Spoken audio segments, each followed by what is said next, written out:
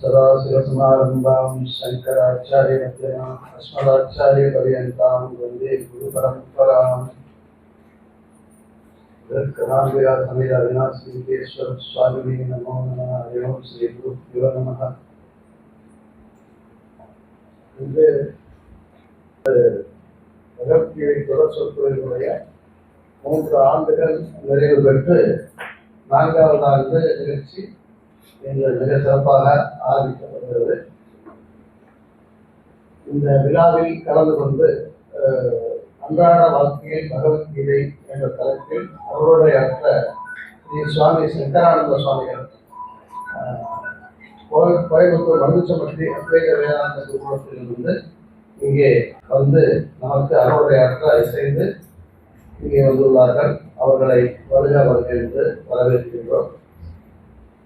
ஆத்மானந்த சரஸ்வதி அவர்கள் இங்கு தொடர்ந்த இந்த வேதாந்த வகுப்பை நடத்தி கொண்டிருக்கிறார்கள். மிக சிறப்பாக வைத்துக் கொண்டிருக்கிறார்கள். நீங்கள் அனைவரும் அவருடைய வகுப்பில் 3 ஆண்டுகளாக கலந்து கொண்டு பயன்பெற்றுக் கொண்டீர்கள்.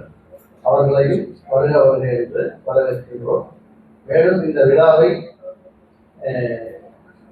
குறிப்பாக அவிநாசியில் தத்துவ வகுப்புகள் என்று இங்கு ஒரு அருமையான சேத்திரம் இருக்கிறது. பாடல் பெற்ற தேவார பாடல் பெற்ற ஒரு அருமையான சேத்திரம் இந்த ஸ்தலம். பக்தி இங்கு மிக சிறப்பாக இருந்தாலும் தத்துவம் இங்கு அதிகமாக அவிநாசியில் பயிரப்படுவதில்லை என்ற ஒரு குறை நீண்ட காலமாக இருந்தது. அதை இந்த பள்ளியின் தாழ்வான திரு ராஜ்குமார் ஐயா அவர்கள் அதற்காக இதை அறிமுகப்படுத்த வேண்டும் என்று மிக சிரமம் மேற்கொண்டு இருக்கும் பொழுது சுவாமி அவர்களுடைய தொடர்பு ஏற்பட்டதனால் இங்கு அவர்களை அழைத்து வந்து ஒரு மிக சிறப்பான ஒரு தத்துவ வகுப்பை இந்த பள்ளியில் இந்த ஸ்தலத்தில் அருமையாக நடத்தி வருகிறார்கள். அவர்களுக்கு நான் இப்போது ஒரு வரவேற்பை சொல்வதை விட நன்றியை சொல்ல வேண்டும். அவர்களும் அவருடைய துணைவியார் அவருக்கு எனக்கு அக்காவை தான் ஆகிறாங்க. அவங்களும் வந்து மிக சிறப்பாக வந்து இதுக்கு எப்போ உதவி செய்கிறாங்க. அவங்கள வந்து நம்ம உண்மையாக நான் எப்போதுமே ரொம்ப மரியாதையாக வச்சுக்கிட்டு அவங்களை கூட்டி நான் வழங்குகிறேன். அவங்களுடைய உதவி வந்து இந்த அவிநாசி ஊருக்கு ஒரு தத்துவ வகுப்பு இல்லாவிட்டால் எவ்வாறு நடைபெறும். இந்த ஊரில் இந்த மாதிரி ஒரு வகுப்பை ஏற்பாடு பண்ணி மிக சிறப்பாக நடத்தி கொண்டிருக்கிறார்கள். பிறகு இங்கே நீங்கள் அனைவரும் வந்திருந்து இந்த வகுப்பை தொடர்ந்து கேட்பதனாலேயே இந்த வகுப்பை நடத்துவதற்கு உற்சாகமும் ஆர்வமும் அனைவருக்கும் ஏற்படுகிறது. அதனால் இந்த தத்துவ வகுப்பை பயிர இங்கே வந்து ஆர்வமாக வந்து பல இடங்களில் இருந்து இங்கே ஆர்வமாக வந்து இந்த தத்துவ வகுப்பை தொடர்ந்து கேட்டுக்கொண்டிருக்கும் உங்களுக்கு உங்களை இருகரம் கூப்பி வருக என்று வரவேற்கிறேன். பிறகு நான் கொஞ்சம் அத்வைதம் படிச்சுக்கிறேன். கொஞ்சம் அதை பற்றி ஒரு 10 நிமிஷம் வந்து நான் டைம் எடுத்துக்கிறேன். நான் அதை பற்றி கொஞ்சம் சொல்ல விரும்புகிறேன். ஏன்னா எனக்கு ஒரு வாய்ப்பு ஒரு 10 நிமிஷம் 5 நிமிஷம். பொதுவாக பகவத்கீதை என்பது மகாபாரதத்தில் உள்ள ஒரு சிறு பகுதி. மகாபாரதத்துக்கு வியாசாச்சாரியார் வந்து ஜெயம் என்ற ஒரு தலைப்பையை வைத்தார்.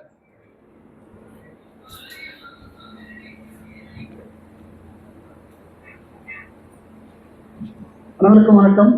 இவர் எங்களுடைய குரு. முதல்ல எங்களுக்கு வந்து தத்துவபோதம் கைவிட நவீனெல்லாம் எங்களுக்கு சொல்லிக் கொடுத்தார். ஒரு 4 வருஷம் நாங்கள் இவர்கிட்ட 4 வருஷமாக படிச்சுக்கிறோம். அதுக்கு முன்னே சைவ சித்தாந்தமும் படிச்சுக்கிறோம். அது இவரை பற்றி அறிமுகப்படுத்தினேன். ஐயாவும் நானுமே 2005 இங்கே சிவமையான்னு ஒருத்தர் ரொம்ப வயோதிகத்தில் இருந்தார். அவருக்கு கிட்டத்தட்ட 85 வருஷங்கள் இருக்குது. நாங்கள் 2 பேரும் அவரை சந்திக்கிறப்போ அவர் சைவ சித்தாந்தத்தில் ரொம்ப புலமை பெற்றவர்.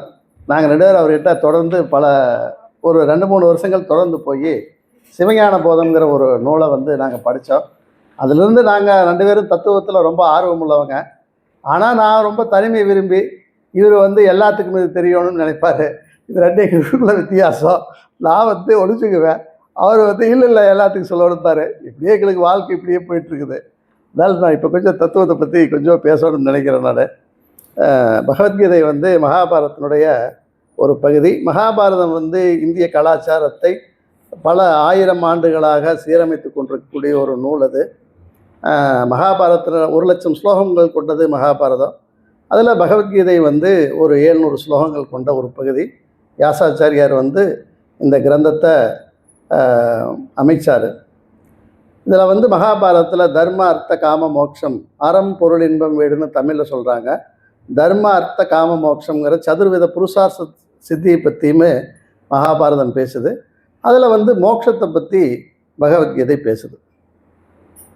பீஷ்மர் வந்து மகாபாரதத்தில் ஒரு இடத்துல சொல்கிறாரு,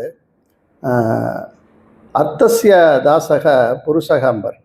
அதாவது மனிதன் என்னமோ பொருளுக்கு தான் அடிமை, பொருள் ஒரு காலத்திலும் மனிதனுக்கு அடிமை இல்லை அப்படின்னு சொல்கிறார். நம்ம வந்து பொருள்களை சார்ந்து தான் இந்த உலகத்தில் வாழ்ந்துட்டுருக்குறோம். காலம் முடிகிற வரைக்கும் வாழ்ந்து தான் ஆகணும், பொருளை சார்ந்து தான் வாழ்ந்தாகணும். இது வந்து பீஷ்மர் வந்து மகாபாரதத்தில் சொல்கிறாரு. இந்த மாதிரி வந்து அது அர்த்தத்தை பற்றி, அர்த்த புருஷார்த்தத்தை பற்றி ஒரு முக்கியத்துவத்தை வந்து அது குறிக்குது. இது மாதிரி சதுர்வித புருஷார்த்தம் வந்து மகாபாரதத்தில் சொல்லியிருக்கிறாங்க. அதில் வந்து மோட்ச புருஷார்த்தத்தை பற்றி சொல்லக்கூடிய ஒரு சிறப்பான பகுதி வந்து பகவத்கீதை. இதே மாதிரி அதில் சனத் சுஜாதீயம்னு ஒரு பகுதி இருக்குது. அது மோட்சத்தை பற்றி ரொம்ப சிறப்பாக சொல்லக்கூடியது. பகவத்கீதை ரொம்ப புகழ்பெற்றது, 700 ஸ்லோகங்கள் கொண்டது. இது மோட்சத்தை பற்றி சொல்லக்கூடியது. உலகத்தில் வந்து எந்த பகுதியிலையுமே சதுர்வித புருஷார்த்தம் அப்படிங்கிற ஒரு நிச்சயத்தை வந்து மக்களுக்கு வந்து யாருமே அறிமுகப்படுத்த கிடையாது. உலகத்தினுடைய மற்ற பகுதிகள் இது கிடையாது. இந்த பாரத நாட்டில் மட்டும் பலாயிரம் வருஷங்களாக சதுர்வித புருஷார்த்த சித்தி அப்படிங்கிற ஒரு விஷயத்தை வந்து சொல்லியிருக்கிறாங்க. அது ரொம்ப ரொம்ப முக்கியமானது. எல்லாருமே அதை யோசனை பண்ணணும். ஏன்னா ஒரு புகழ்பெற்ற ஒரு உளவியல் நூல் ஒன்று இருக்குது, மென்ஸ் சர்ச் ஃபார் மீனிங் அப்படின்னு சொல்லி ஒரு புகழ்பெற்ற ஒரு உளவியல் நூல் ஒன்று இருக்குது. அதில் வந்து மனித வாழ்க்கையினுடைய பிரச்சனைகளை வந்து அந்த அவர் பேர் என்ன, விக்டர்னு நினைக்கிறேன், அவர் வந்து அதை பற்றி ரொம்ப ஆராய்ச்சி பண்ணிக்கிறாரு. அதில் அவர் என்ன சொல்கிறாருன்னா, நாம் பொதுவாக என்ன நினைக்கிறோம், மனித வாழ்க்கையினுடைய பிரச்சனைகள் வந்து உறவுகள், உடைமைகள், பொருளாதாரம், அதெல்லாம் பிரச்சனை தான், இதையெல்லாம் இல்லைன்னு சொல்ல முடியாது. ஆனால் இருக்கிறதுலே மிகப்பெரிய பிரச்சனை என்ன அப்படின்னு சொன்னோம்னா, ஒரு மனிதனுடைய வாழ்க்கையில் வந்து குறிக்கோள் இல்லாமல் வாழ்கிறதா மிகப்பெரிய பிரச்சனைங்கிறார். குறிக்கோள் இருந்ததுன்னா எல்லாத்துக்குமே வாழ்கிறதுக்கு ஊக்கமும் ஆக்கமும் அதிலிருந்து கிடைக்குங்கிறார். குறிக்கோளே இல்லை, குறிக்கோளற்ற ஒரு வாழ்க்கை தான் வந்து மனித வாழ்க்கையினுடைய மிகப்பெரிய சிக்கல்ங்கிறார்.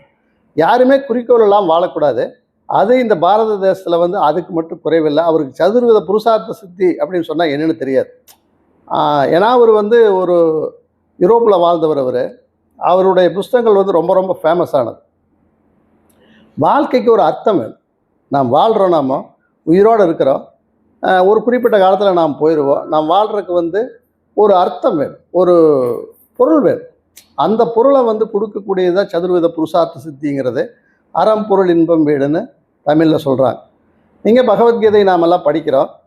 பகவத்கீதை எதுக்காக படிக்கிறோம்னா அர்த்த சித்திக்காக கிடையாது, இல்லை காம சித்திக்காகவும் கிடையாது. இது மோட்ச சித்திக்காக வந்து படிக்கப்படக்கூடிய ஒரு நூல்.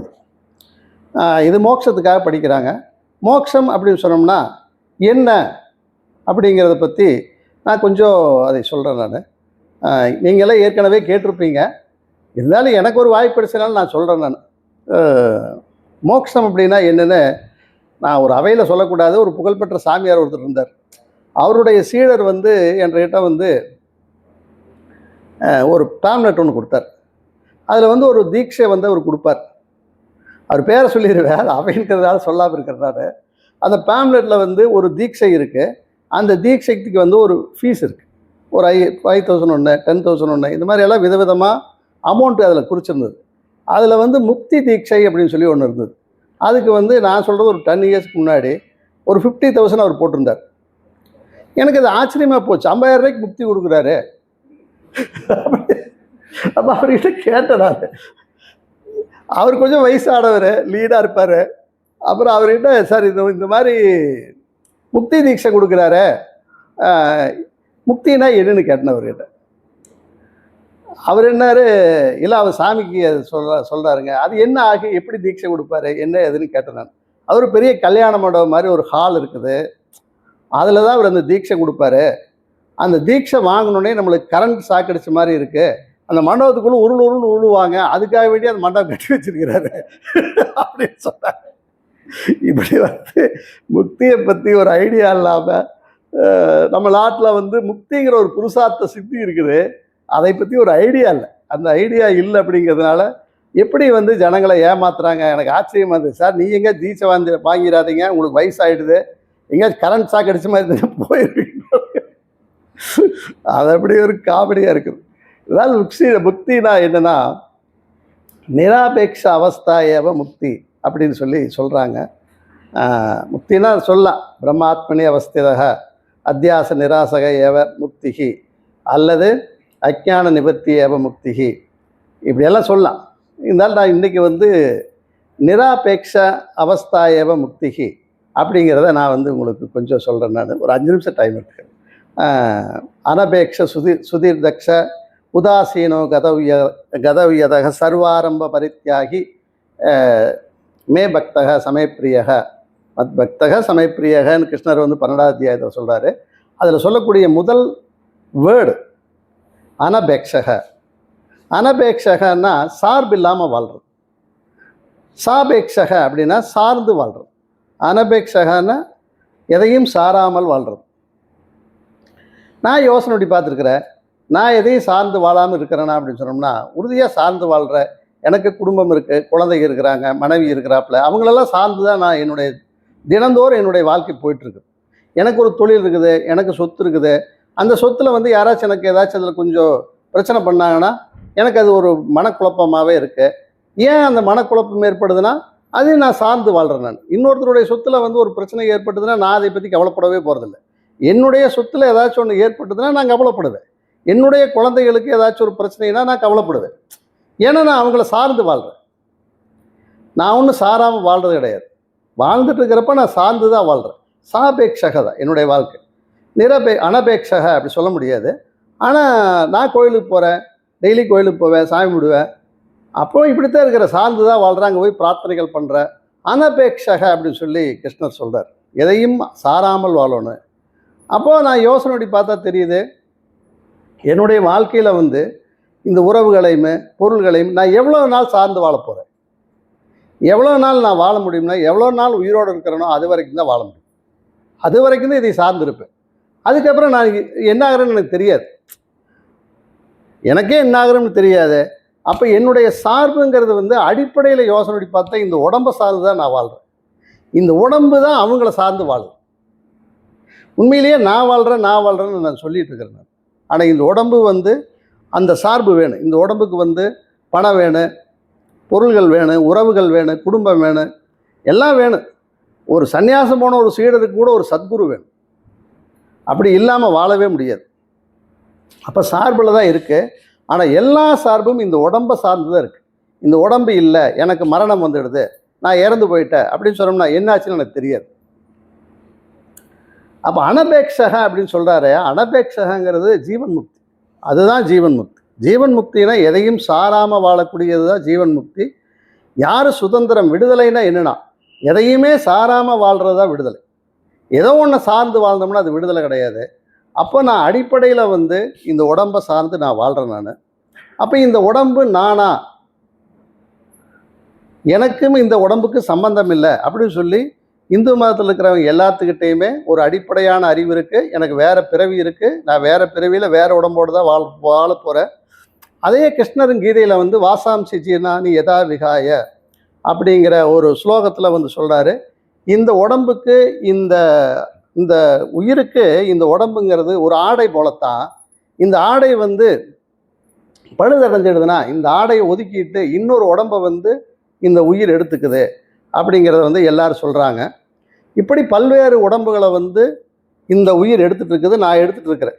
இது பொதுவாக இந்து மதத்தில் படித்தவங்களுக்கு, கீதை படித்தவங்களுக்கு எல்லாத்துக்கும் ஓரளவுக்கு இது அறிமுகமாயிருக்கு. ஆனால் இதில் விட சிக்கலானது என்னென்னா, அத்வைத வேதாந்தம் என்ன சொல்லுதுன்னா, துவைத வேதாந்தம் இந்த உடம்புக்கு உயிருக்கு இந்த உடம்பு வேறானது, உயிர் வந்து பல்வேறு உடம்புகளை எடுத்து வாழ்கிறது அப்படிங்கிறது துவைத வேதாந்தம். அத்வைத வேதாந்தத்தில் என்ன சொல்கிறாங்கன்னா, ஏன்னா எனக்கு டைம் ரொம்ப மினிமம், நான் இப்போ அதிகமாக எடுத்துட்டேன்.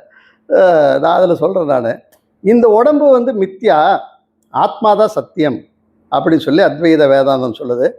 இந்த உடம்பை இப்போ வந்து நான் அனுபவிச்சுட்டு இருக்கிறேன், இந்த உடம்பு எக்ஸ்பீரியன்ஸ் பண்ணிட்டு இருக்கிறேன். இந்த உடம்புல வர சுக துக்கங்கள் எல்லாம் என்னை பாதிக்குது.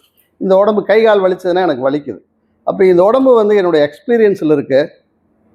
இந்த உடம்பை வச்சு தான் நான் இப்போ பேசிகிட்டு இருக்கிறேன். இந்த விவகாரங்களை நான் நடத்திட்டு இருக்கிறது இந்த உடம்பு வச்சு தான் நடத்துகிறேன் நான். அப்புறம் இந்த உடம்பு வந்து பிரயோஜனமாக இருக்குது. என்னுடைய சதுர்வேத புருஷார்த்த சித்திக்கு வந்து இந்த உடம்பு இல்லைன்னா நான் இதை தேட முடியாது. இந்த உடம்பு தான் வந்து இந்த சதுர்வேத புருஷார்த்த சித்திக்குமே இந்த உடம்பு தான் ஒரு பெரிய சாதனமாக இருக்குது. அதனால் இவ்வளவு இருக்கிற உடம்பை வந்து கைட்டில் பாம்பு போல பொய்ன்னு வேதாந்தம் சொல்லும். ஆத்மாவாகி எனக்கு வந்து நான் தான் இதுக்கு அதிஷ்டானம். இந்த உடம்பு என்னன்னா கைட்டில் பாம்பு போல பொய்ன்னு இருக்குது. நீங்கள் நல்லா யோசனை பண்ணி பாருங்கள். நான் என்னுடைய குடும்பத்தை சார்ந்து வாழ்ந்துட்டு இருந்தேன். இப்போ என்ன சொல்லிட்டேன்னாக்க, மறுபடியும் என்ன சொன்னேன்னா என்னுடைய உடம்பை சார்ந்து வாழ்றேன்னு சொன்னேன்.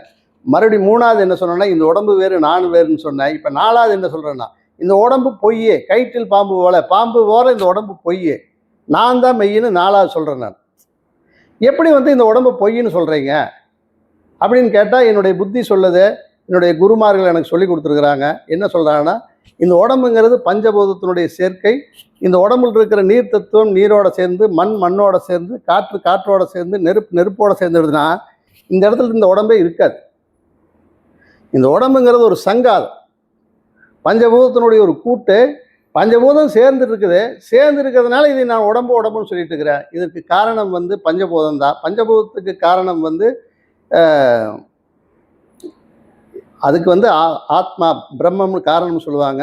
அந்த பிரம்மம் காரணம் கிடையாது, தேவதாத்ம சக்தின்னு சொல்லி சாஸ்திரம் சொல்லுது. அந்த பிரம்மன் கிட்ட ஒரு சக்தி இருந்தது, அந்த சக்தி தான் சகலத்துக்கு காரணம் அப்படின்னு சொல்லுது. அந்த சக்தி வந்து பிரம்மனிடம் மாயாவாக இருக்கிறது, ஆத்மாவிடம் மாயாவாக இருக்கிறதுங்கிறது. அப்போ வந்து என்னன்னா, அந்த இடத்த நான் அடைஞ்சேன்னா, இந்த உடம்பு மித்தையாக இருந்து நான் சத்திய ஆத்மாவாக இருந்தேன்னா அந்த ஸ்திதி, அது பேர் பிரம்மாத்மனி ஸ்திதிங்கிறாங்க. அந்த ஸ்திதி என்னிடம் இருந்ததுனாக்க நான் உண்மையிலேயே அனபேட்சக, நான் எதையும் சாராமல் வாழ முடியும். அப்போ நான் எதையும் சாராமல் வாழ முடியும்னா நான் இவ்வளவு தூரம் ட்ராவல் பண்ண முடியும். அந்த ட்ராவல்லே ரொம்ப கஷ்டமான இடம் என்னென்னா, கைட்டில் பாம்பு போல் இந்த உடம்பு பொய் அப்படிங்கிற இடத்த எனக்கு ஜீரணம் பண்ணுறக்கு பல ஜென்மங்கள் ஆகலாம். இல்லை இப்போவே முடிஞ்சால் முடியல. குருமார்களுடைய ஆசையில் இந்த ஜென்மத்திலேயே முடியிட்டுன்னு நினைக்கிறேன். நான் அனைவருக்கும் இது நடக்கட்டும்னு நினைக்கிறேன். உங்களை வாழ்த்தி என்னுடைய உரையை முடிச்சுக்கிறேன். நன்றி.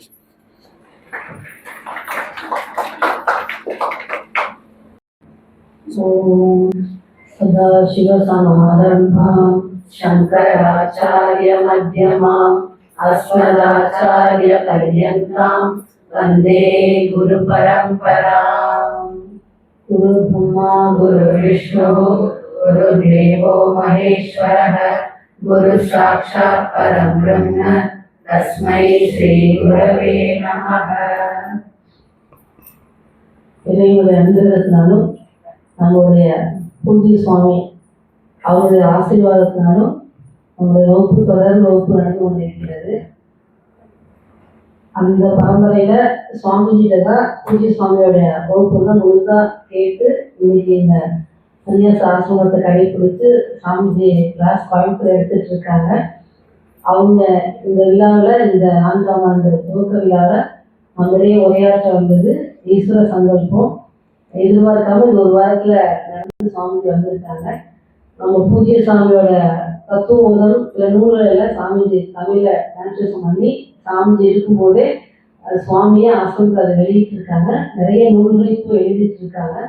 கோயம்புத்தூர் வகுப்பு எடுத்துட்டு இருக்காங்க. அவங்க வகுப்பு எல்லாமே யூடியூப்ல எல்லா வகுப்புமே ஒளிபரப்பாயிட்டு இருக்கு. அதனால இறைவனுடைய அனுகிரகம், பூஜ்ய சுவாமியோட அனுகிரகத்துல எனக்கு சுவாமி சுத்திரானந்த சுவாமி தான் முழுமையா இந்த சாஸ்திர ஞானத்தை கொடுத்தது. இப்ப பேசின அண்ணா நாகராஜன் தான், நாங்கெல்லாம் ஒன்னா சாமிஜிட்ட ஒரு காலத்துல படிச்சவங்க. சாமிஜிக்கு கோயம்புத்தூர்ல இருந்து திருப்பூருக்கு அவ்வளோ பிரயத்தனம் பண்ணி வரும்போது நாங்கள் ஒரு 10 பேர் தான் படிச்சுட்டு இருந்தோம். ஆனா அவருடைய ஆசீர்வாதத்துல இன்னைக்கு இத்தனை பேரை கேட்டுக்கிறது வாய்ப்பா அவருடைய அந்த தவணை நீங்க கொடுத்துருக்கு. பஸ் ஏறி அங்கிருந்து வந்து அவ்வளோ உழைப்பு கொடுத்து சாமி பிரயத்தனம் பண்ணி எங்களுக்கு சொல்லி கொடுத்தாங்க. அந்த அவரோட தவணை தான் இன்னைக்கு நான் எடுத்துட்டு இருக்கிறது, இதெல்லாம் உங்களுக்கு கிடைச்சிருக்குது. இப்போ நினைச்சாலும் அவரை நான் சொல்ல அடிக்கும்போது இது வந்துடும். அதனால குருமா இல்லைன்னு நமக்கு கிடையவே கிடையாது. குரு இல்லாம ஞானம் இல்லை. குருவும் சாஸ்திரமும், அத்வைத சாஸ்திரமும் குருவும் சேரும் போதுதான் அந்த ஞானம் நமக்கு கிடைக்கும். அதுல பூஜ்ய சுவாமி இந்த கலிகாலத்துல ஒரு சம்பிரதாயமா சரியான முறைப்படி உபதேசம் பண்ணி சரியான சிஷ்யரை உருவாக்கி இன்னைக்கு உலகம் முழுவதும் பகவத்கீதையும் உபனிஷத்தும் படிச்சு ஒருத்தர் வாழ்க்கையுடைய முழுமையான அந்த பூர்ண நிறைவை, அந்த திருப்தியை, அந்த முக்தி அடைவதற்கு வழிகாட்டி முறையான படிப்ப உபதேசத்தை கொடுத்தது பூஜ்ய சுவாமி. அவருக்கு குரு சுவாமி சின்மயானந்த சுவாமிஜி. சின்மயானந்த சுவாமி தான் பகவத்கீதை இந்த வெளிப்படையா வர்றதுக்கு அவர் தான் ஆதாரம். அவருடைய குரு தப்போவன் மகாராஜ் உத்தரகாசில இருந்தாரு. அவர்கிட்ட போய் அவர் படிக்கும் போது உலகத்தான் சொல்ல போறோன்னு என்ன எல்லாம் விற்க போறியா போப்போம் அப்படின்னு சொன்னாராமா. அவர் தான் பகவத்கீதா ஞான வேள்வி அப்படின்னு பப்ளிக்கா கொண்டு வந்து பகவத்கீதை ஸ்கூல்ல குழந்தைகளை படிக்க வச்சு, பெரியவங்களை படிக்க வச்சு, அப்புறம் அவர்கிட்ட நம்ம சுவாமி சன்னியாசம் வாங்கி இன்னைக்கு அந்த பரம்பரை வந்திருக்கு. சுவாமி தயானந்தா பேர் கொடுத்தப்ப போய் சின்மயானந்த சுவாமி கேட்டாங்க, ஏன் இந்த பேர் கொடுத்தீங்க? ஏற்கனவே இந்த பிரம்ம சமாஜத்தை நிறுவனம் தயானந்தாங்கிற பேரே இருக்குது, நீங்க இந்த பேரை கொடுத்தீங்க அப்படின்னு கேட்கும்போது சின்மயானந்த சுவாமி சொன்னாரமா, எனக்கு சாய்ஸே இல்லை. ஏன்னா அந்த தயா அப்படிங்கிறது உருவம் தான் இந்த இவர், அதனால இவருக்கு இவர்கிட்ட வேற பேர் கொடுத்ததுக்கு எனக்கு சாய்ஸே இல்லை அப்படின்னு சொன்னாங்கம்மா. அந்த அளவுக்கு தயைனா அந்த கருணையே வடிவமா இருந்தது. எத்தனை பெரிய கூட்டம் இருந்தாலும் யாரோ ஒருத்தர் புதுசா வந்திருக்காங்க, அவங்களுக்கு இங்கிலீஷ் தெரியல, அப்படியே ஒரு மாதிரி இருக்காங்க அப்படின்னா சாமி அவங்க மட்டும் கூப்பிட்டு தனியா என்னப்பா, என்னம்மா, என்ன விஷயம் வந்திருக்கீங்க அப்படின்னு அந்த கருணை, அந்த அன்பு, அவங்க எந்த கஷ்டமும் அதை அப்பவே நீக்கிறதுக்கு எல்லாம் முயற்சி பண்ணுவார் பூஜ்ய சுவாமிஜி. அந்த அளவுக்கு அவர் யாரு வந்தாலும் அவங்க கிட்ட உட்கார்ந்து முழுமையா 100% அவங்கள்ட்ட இருந்து அவங்களுடைய கேள்விக்கும் அவங்களுக்கு பதில் சொல்லக்கூடிய அப்படி ஒரு தயாமூர்த்தி அவருடைய பரம்பரையில வந்தது. சாமிஜி அவங்களை படிச்சுதான் வந்திருக்காங்க. எனக்கும் அவருடைய அனுகிரகத்துல கடைசி சன்னியாசமா கிடைச்சது. அதனால அவருடைய ஆசீர்வாதத்திலையும் சுவாமி சுதிரானந்த சுவாமி ஆசீர்வாதம் இன்னைக்கு நான் செய்யக்கூடிய எந்த நிகழ்வா இருந்தாலும் சுவாமி குருபரானந்த சுவாமியோட முன்னிலையில தான் நடந்துட்டு இருக்கு. இன்னைக்கு நடக்கூடிய நிகழ்ச்சி கூட சாமிகிட்ட சொல்லிட்டு தான் வந்திருக்கிறேன். அவருடைய வழிகாட்டுதல் தான் இன்னைக்கு எப்பவுமே ஒரு குரு இல்லாம ஒரு எந்த சன்னியாச வாழ்க்கையா இருந்தாலும் நமக்கு மேல ஒரு குருவுடைய கைடன்ஸ் தான் போகணும். அப்படி குருமா சாமி இன்னைக்கு என்னை கூட்டிட்டு போயிட்டு இருக்காங்க. அதனால அவரு ஓம்கார சுவாமிஜி அவரு சின்ன பிள்ளைங்க என்னை பார்த்து ஒரு மணியை கட்டி கொடுத்து கொண்டு வந்தாங்க. இன்னைக்கு இருக்க பரமாத்ம சாமிஜி இப்படி எல்லாருமே சுவாமி பூஜ்ய சாமியோட பரம்பரையில வந்தவங்க. அவங்க வந்த முறையில நமக்கு இன்னைக்கு ஒரு நல்ல வாய்ப்பு. சாமிஜியோட அனுகிரக பாசனமா பகவத்கீதை வாழ்க்கையில எப்படி கடைபிடிக்கலான்னு இது தெரிஞ்சுட்டு நம்ம அன்றாட வாழ்க்கையில நாம மாற்றிக்கணும். என்ன கத்துக்கிறோம் அப்படிங்கிறது, என்ன கேட்கிறோம் அப்படிங்கிறது வித்யாமய கோஷத்துல அறிவா மட்டும் இருக்கக்கூடாது. அது மனோமய கோஷத்துல இருந்து நம்மளுடைய அன்றாட வாழ்க்கையில அது பயன்பாட்டுக்கு வரும்போதுதான் நாமளும் மகிழ்ச்சியா இருக்க முடியும். நம்மளை சார்ந்து இருக்கும்போதும் நம்ம மகிழ்ச்சியை கொடுக்க முடியும். அதனால மகிழ்ச்சியா இருக்கணும், மகிழ்ச்சியை நம்ம பிறருக்கு கொடுக்கணும். அதனால கண்டிப்பா பகவான் சொன்ன அந்த தெய்வீக சம்பத்து, அந்த அமானித்துவம், அகல்வித்துவம், அஹிம்சா, மற்றவங்களை காயப்படுத்தாம இருக்கிறது, மற்றவங்களை மன்னிக்கிற குணம், மற்றவங்க செய்யக்கூடிய சில தவறுகளையும் பொறுத்துட்டு அவங்க கூட ஏற்றுக்கிட்டு அவங்களை காயப்படுத்தாம வாழ்றது, இதெல்லாம் நம்ம செய்யும் போதுதான் இந்த ஞானம் நமக்கு ஸ்திரமாகி நம்ம அன்றாட வாழ்க்கையை அதை கடைபிடிக்க முடியும்.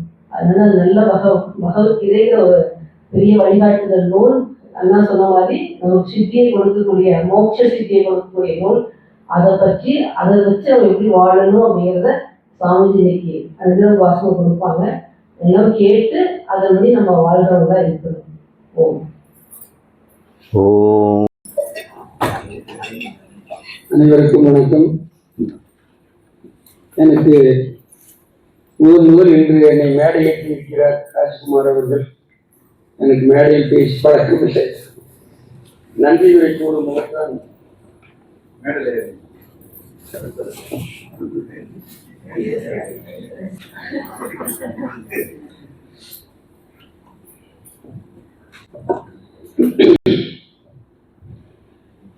அறியும் தரமோ நான் உன்னை அறிவுக்கு அறிவாய் நிற்கையினால் பிரியும் தரமோ நீ என்னை பெம்மானே பேரின்பமதாய் செறியும் பொருள் நீ நின்னையன்றி செறியா பொருள் நான் பெரும் பேற்றை நெறி நின்று ஒழுக விசாரித்தால் நினக்கோ இல்லை எனக்காமே.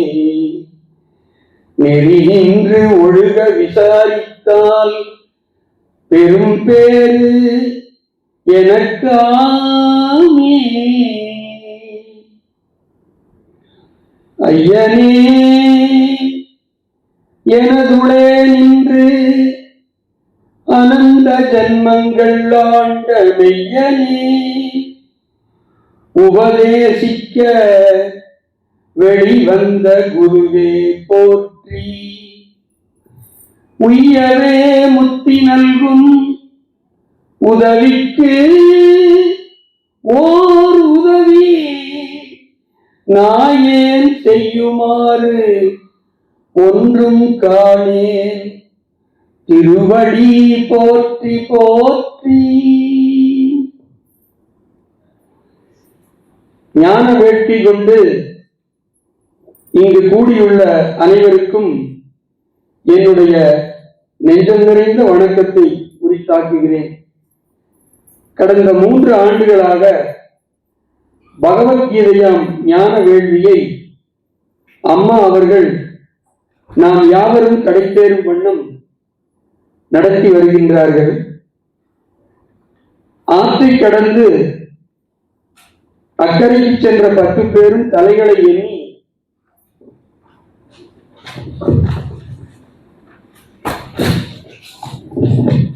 பார்க்கும்போது தன்னை விட்டுவிட்டே ஒவ்வொருவரும் மற்றவர்களை எண்ணி 9 பேர்தான் கரையேற்றி உள்ளனர். ஒருவனை காணோம் என கவலை கொண்டு 10 பேரும் அழுகின்றார்கள். அவ்வழியே வந்த சாது ஒருவர் வருந்தாதி உங்களை சேர்த்து எண்ணுங்கள் என்று உணர்த்தி சென்றார். இதை அம்மா அவர்கள் சென்ற வாரத்திற்கு முந்தைய வாரம் வகுப்பில் எடுத்ததாக என் இல்லத்தரசி சொன்னார்கள். அதுபோல ஒரு சீடனுக்கு 10ஆம் அவனை தேடி வருந்தாதே அந்த தசமன் நீதான் என பரோட்ச ஞானத்தை உணர்த்தும் நெறியாளராகிய குருவிடம் வைத்திருக்கும் ஸ்ரத்தாவே நாம் கூறும் நன்றியாகும். ஆனால் குருவிற்கு நம் சீடன் ஸ்ரேயஸ் மார்க்கமாகிய நன்னெறியில் பயணம் செய்து கொண்டிருக்கிறான் என மகிழ்ந்து வாரா என் மகனே என அழைத்து தன்னை அறிய உபதேசித்தலே அவர் நமக்கு செய்யும் கருணையாகும்.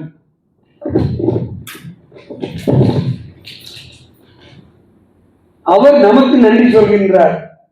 எப்படி என்றால் சந்தேக விபரீதம், அறியாமை, பிறமை, ஆரோபம் போன்ற துஷ்டமாம் தடைகள் உன்னை தொடராமல் சொரூப ஞான நிஷ்டனாய் இருக்கின் இதே நீ செய்யும் உதவி எனக்கு இருக்கிறார். ஒரு பெரும் மெய்ஞான திரளாக இவ்வளவு பேரையும் ஈர்த்து கீதை எனும் தோணியில் அமர வைத்து நம்மை அறியாமையாம் தலையிலிருந்து அம்மா அவர்கள் கரையேற்றிக் கொண்டிருக்கிறார்கள். உங்களுக்கு நாங்கள் என்றென்றும் நன்றியுடையோம் அம்மா. இந்த 4ஆம் ஆண்டு தொடக்க நிகழ்வினை சிறப்பித்து அருளாசி கூறும் முகத்தான் என்னுடைய ஞான தந்தை விஞ்ஞானமும் மெய்ஞானமும் ஒரு சேர கலந்து உணர்த்த வல்ல அற்புத குருவான சுவாமிஜி அவர்கள் இன்று ஞான சொற்பருக்கு ஆக்கி சிறப்பித்தார்கள்.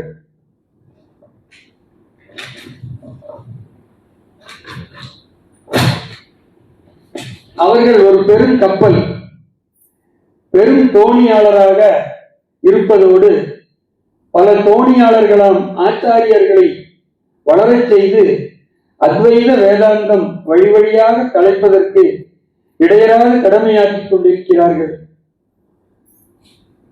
மதுரைக்கு திருஞான சம்பந்தர் எழுந்தருளிய போது நிகழ்ந்த பெரிய புராண பாடல் போல, சென்ற காலத்தின் பழுதிலா திறமும் இனி எதிர்காலத்தில் சிறப்பும் இன்று எழுந்தருள பெற்ற பேர் இதனால் நாங்கள் எற்றைக்கும் திருவருளுடையேன் என்று நன்றியில் அழுந்தி மனமொழி மெய்களாலே வணங்குகின்றோம் சாமி.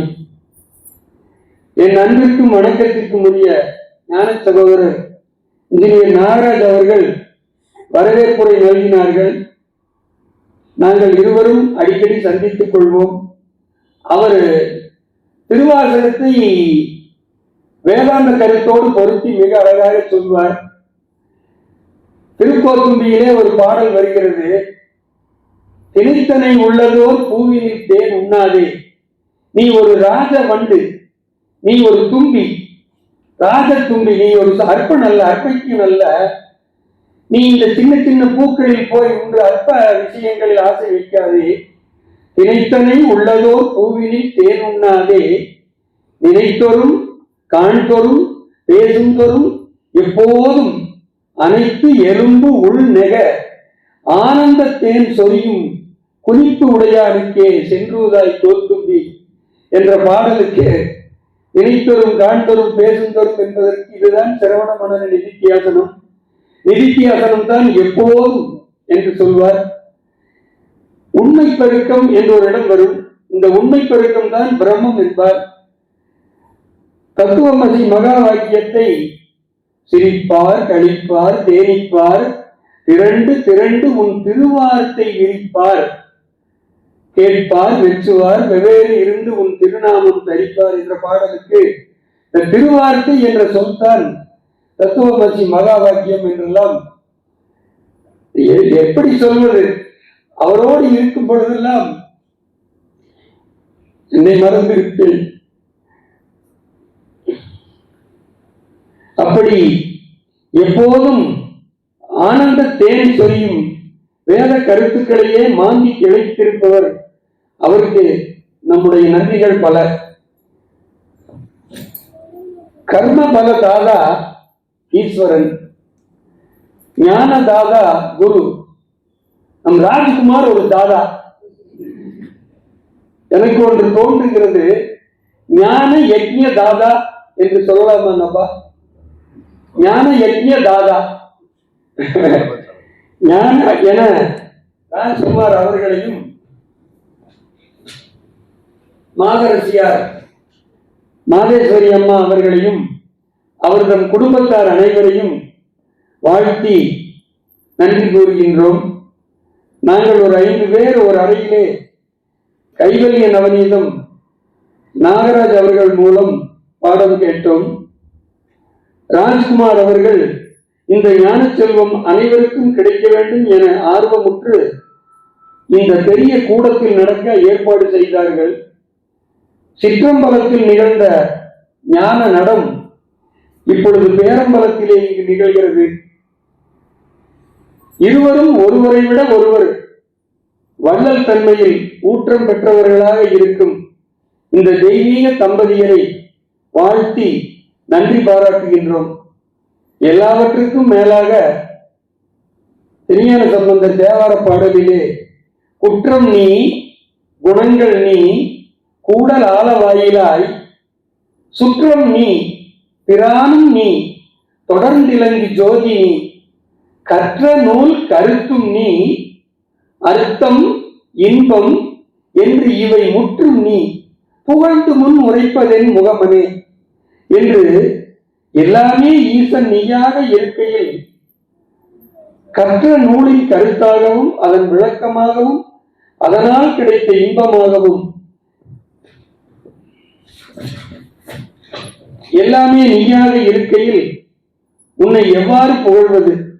அது முகமன் போன்றதல்லவா என்கிறார். அதுபோல நீ நான் அது இது எனும் சுட்டொழிந்து சத்து சித்து ஆனந்தமாக வாக்கிறந்த பரிபூர்ணமாக எங்கும் நிறைந்த பிரம்மத்தை இந்த பிறப்பிலேயே நாம் எல்லோரும் உணர இது போன்ற சூழலை உருவாக்கி தரும் ஈசனின் கருணை வெள்ளத்தையும் உங்கள் அனைவரின் புருஷார்த்த மனப்பக்குவத்திற்கும் நன்றி கூறி அமைகிறேன். வணக்கம். ஓம் தத்சத். ஒரு சின்ன விண்ணப்பம். நிர்வாண சட்டத்தை என்னுடைய சிற்றறிவுக்கு ஏற்ப மாற்றி எழுதியிருக்கிறேன். ஒரு 2 நிமிடம் அதை